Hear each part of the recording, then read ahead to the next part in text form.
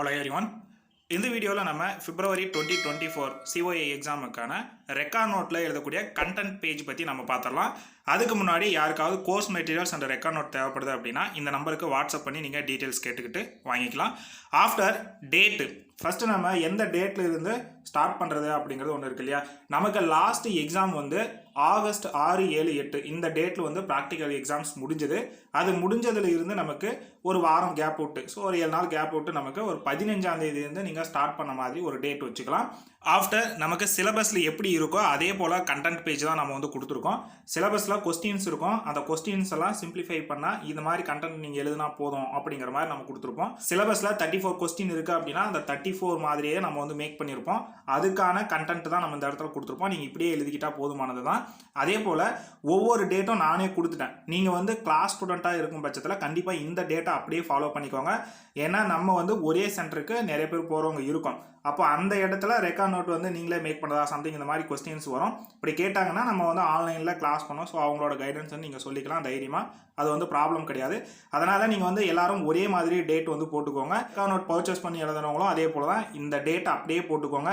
நீங்கள் ப்ரைவேட்டாக நீங்களே வந்து ரெக்கார்ட் நோட்டை வந்து மேக் பண்ணியிருக்கீங்க அப்படின்னாலும் இந்த டேட்டை நீங்கள் வந்து ஃபாலோ பண்ணிக்கலாம். அது உங்களோட விருப்பம். இல்லை அப்படின்னா உங்களுக்கு பிடிச்ச மாதிரி டேட்டை நீங்கள் வந்து அரேஞ்ச் பண்ணிக்கோங்க. அந்த மாதிரியும் நீங்கள் வந்து போட்டுக்கலாம்.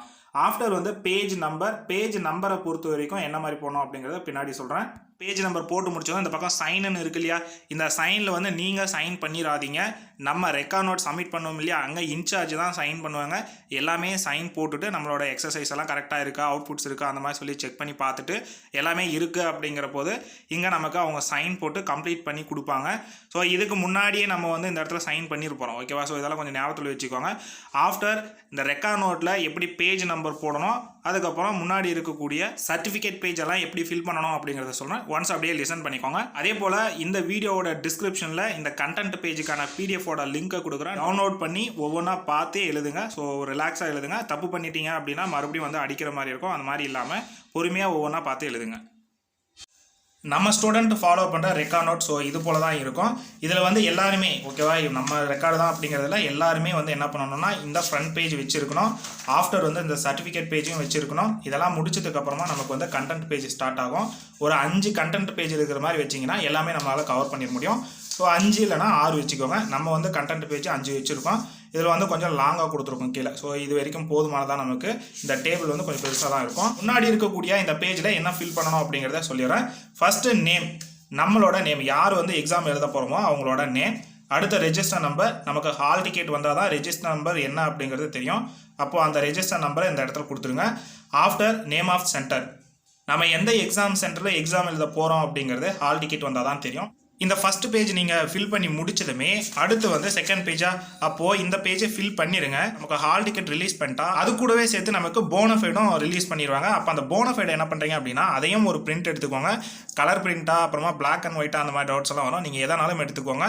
ஸோ எடுத்து இந்த பக்கம் அப்படியே ஒன் சைடாக ஒட்டிடுங்க. ஓகேவா? அப்போ அந்த ஒட்டிட்டு அந்த பேப்பர் வந்து ரெக்கார்டை விட்டு வெளியே போகாத மாதிரி பார்த்து கரெக்டாக அரேஞ்ச் பண்ணி ஒட்டிடுங்க. ஸோ ஸ்பைரெல்லாம் பிரிச்சுட்டு நீங்கள் போன ஒரு அவசியம் இல்லை. ஒன் சைடாக பிடிச்சி ஒட்டிடுங்க. அதில் வந்து பார்த்தோம் அப்படின்னா நம்ம ஃபோட்டோ இருக்கும், எக்ஸாம் டேட் இருக்கும், அதே போல் ரெஜிஸ்டர் நம்பர் எல்லாமே இருந்துகிட்டு இருக்கும். அதனால் வந்து அதை எடுத்து செகண்ட் பேஜில் ஒட்டிடுங்க. அதே போல் இந்த பேஜை அடுத்து ஃபில் பண்ணிடலாம். மேலே வந்து பார்த்தோம் அப்படின்னா இந்த இடத்துல உங்களோட நேம், அதாவது யார் வந்து எக்ஸாமினரோ அவங்களோட நேம் கொடுத்துருங்க. அதுக்கப்புறம் நம்மளோட ரெஜிஸ்டர் நம்பர் இதையும் கொடுத்து முடிச்சதும் கீழே வந்தீங்க அப்படின்னா நமக்கு இப்போ நடக்கக்கூடிய எக்ஸாம் வந்து February 2024. ஆகஸ்ட்டை ஸ்ட்ரைக் அவுட் பண்ணிடுங்க, February இருக்கட்டும். அதுக்கப்புறம் 20க்கு பக்கத்தில் 24 போட்டுருங்க. ஆஃப்டர் எந்த எக்ஸாமினேஷன் சென்டரில் நமக்கு எக்ஸாம் நடக்குது அப்படிங்கிறது தெரியும் இல்லையா. அப்போது அந்த ஹால் டிக்கெட்டில் வந்திருக்கக்கூடிய எக்ஸாம் சென்டரோட நேமை ஃபுல்லாக எழுதிருங்க. ஆஃப்டர் இந்த இடத்துல submitted for the practical examination held on, நம்ம என்னைக்கு எக்ஸாம் எழுத போகிறோம் அப்படிங்கிற டேட் இந்த இடத்துல போனோம், ப்ராக்டிக்கல் எக்ஸாம். அப்போது நமக்கு என்னைக்கு ப்ராக்டிக்கல் எக்ஸாம் அப்படிங்கிறது நமக்கு இப்போதைக்கு தெரியாது. நமக்கு ஹால் டிக்கெட் வந்தால் கூட தெரியாது. நமக்கு எக்ஸாம் ஸ்டார்ட் ஆகுறது என்னவோ 4ஆம் தேதி தான். 4, 5, 6 அந்த 3 நாள் நடக்கும். அந்த 3 நாளில் ஏதாவது ஒரு நாள் அதில் ஏதாவது ஒரு பேட்ச் அப்படிங்கிற மாதிரி தான் நமக்கு எக்ஸாம் நடக்கும். அதனால் நீங்கள் இந்த இடத்துல எந்த டேட்டும் போடாதீங்க. நம்ம தியரி எக்ஸாம் முடிச்சதுக்கு அப்புறமா தான் நமக்கு எந்த நாள் என்ன பேட்ச் அப்படிங்கிறது தெரியும். அப்போது அந்த எக்ஸாமுக்கு ஹாலுக்கு உள்ளே போகிறதுக்கு முன்னாடியே நம்மக்கிட்ட ரெக்கார்ட் நோட் கொடுத்துருவாங்க. நம்ம சப்மிட் பண்ணி சைன் வாங்கிட்டோம் அப்படின்னா அதுக்கப்புறமா வந்து எக்ஸாம் ஹாலுக்கு போகிறதுக்கு முன்னாடியே நம்ம கையில் ரெக்கார்ட் நோட் கொடுத்துருவாங்க. அப்போ என்ன டேட் அப்படிங்கிறத நம்ம இந்த இடத்துல போட்டுக்கலாம். அதுக்கப்புறம் ஸ்டாஃப் இன்சார்ஜ் சிஓஏவுக்குன்னு சொல்லி ஒரு ஸ்டாஃப் இன்சார்ஜ் இருப்பார் அந்த சிஓஏ எக்ஸாம் நடத்தக்கூடிய எல்லா சென்டர்லையுமே. அப்போது ரெக்கார்ட் நோட்டெல்லாம் கரெக்ஷன் பண்ணிவிட்டு அவங்க இந்த இடத்துல சைன் போடுவாங்க. ஆஃப்டர் ரெக்கார்டோட மார்க் என்ன அப்படிங்கிறது இந்த இடத்துல ஒரு சிலருக்கு ஃபஸ்ட்டே போட்டுருவாங்க, இல்லை அப்படின்னா ஒரு சிலருக்கு எக்ஸாம் ஹாலுக்கு போகும்போது தான் மார்க் போடுவாங்க. ஸோ இதை பற்றியெல்லாம் நம்ம ஒரி பண்ணிக்க தேவையில்லை. அடுத்த இன்டர்னல் எக்ஸாமினர், அடுத்த எக்ஸ்டர்னல் எக்ஸாமினர். ப்ரைவேட் கேண்டிடேட்டை பொறுத்த வரைக்கும் இன்டர்னலும் எக்ஸ்டர்னலும் அவங்களே வருவாங்க. நம்ம எந்த விதத்துலையுமே வந்து கன்ஃபியூஷன் ஆக தேவையில்லை. அதே போல் எல்லாருமே பொதுவாக ஒரு கேள்வி கேட்பீங்க, இது எல்லா எக்ஸாமுமே கேட்டுட்ருக்கோம். என்ன அப்படின்னா, நம்ம ஒரு ப்ரைவேட்டாக எக்ஸாம் பண்ணாலுமே கூட ஒரு இன்ஸ்டியூஷனில் போயிட்டு சைன் வாங்கணுமா அப்படின்னு சொல்லி கேட்பீங்க. இங்கே எங்கே இருக்குது நம்ம இன்ஸ்டியூஷனில் போயிட்டு சைன் வாங்குறதுக்கு? ஸோ ஜஸ்ட்டு பார்த்தோம் அப்படின்னா இந்த ஸ்டாஃப் இன்சார்ஜ் அப்படிங்கிற இடத்துல ஒரு இன்ஸ்டியூட்டாக இருந்தீங்கன்னா உங்களுக்கு இந்த இடத்துல சைன் பண்ணுவாங்க. மற்றபடிக்கு நம்ம ப்ரைவேட் கேண்டிடேட்டாக இருக்கும்போது நம்ம தான் போயிட்டு ஏற்கனவே சப்மிட் பண்ணி சைன் வாங்கிறோம் இல்லையா? அதனால் வேறு எங்கேயும் சைன் வாங்கணுங்கிற அவசியம் இல்லை. ஒரு ப்ரைவேட் கேண்டிடேட்டாக இப்படி தான் நீங்கள் ஃபாலோ பண்ணிக்கணும். ஓகேவா? ஸோ இவ்வளோ தான் இது. அடுத்து வந்து கண்டென்ட் எழுதக்கூடிய பேஜ் தான். இந்த கண்டென்ட் பேஜுக்கான பிடிஎஃப் தான் நான் இந்த வீடியோட டிஸ்கிரிப்ஷனில் கொடுத்துருக்கேன். அதை எடுத்து நீங்கள் அப்படியே எழுதிக்கோங்க. அடுத்து வந்து பேஜ் நம்பர் போடுவீங்க இல்லையா? இந்த பேஜ் நம்பர் எப்படி ஃபில் பண்ணுவீங்க அப்படின்னா ஒவ்வொரு கொஸ்டினாக நம்ம எடுத்துக்கலாம். இந்த ஒவ்வொரு கொஸ்டினோட ஆப்போசிட்டும் அவுட்புட் இருக்கும். ஆஃப்டர் வந்து ரைட் சைடில் கொஸ்டின் ஸ்டார்ட் ஆகுதா, அப்போது இந்த இடத்துல வந்து பேஜ் நம்பர் நம்ம 2ன்னு சொல்லி போட்டுக்கோங்க. ஏன்னா இது வந்து ஃபஸ்ட்டு பேஜாக இருக்கட்டும். அடுத்து இது வந்து செகண்ட் பேஜ் அப்படிங்கிற மாதிரி ஸ்டார்ட் பண்ணி போட்டுக்கோங்க.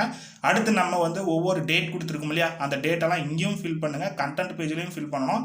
2, 4ன்னு சொல்லி ஒரே பக்கத்தில் வந்து நீங்கள் நம்பர் கொடுத்துடுவாங்க. இந்த இடத்துலாம் வந்து சுற்றி பார்டர் பண்ணிக்கோங்க. இந்த இடத்துல பேஜ் நம்பர் வந்து கொடுத்துக்கோங்க. 2, 4, 6, 8ன்னு சொல்லி இது போல் ஒன் சைடு மட்டும் கொடுத்துடுவாங்க. எல்லா பக்கமும் கொடுக்கணுங்கிற தேவையும் கிடையாது.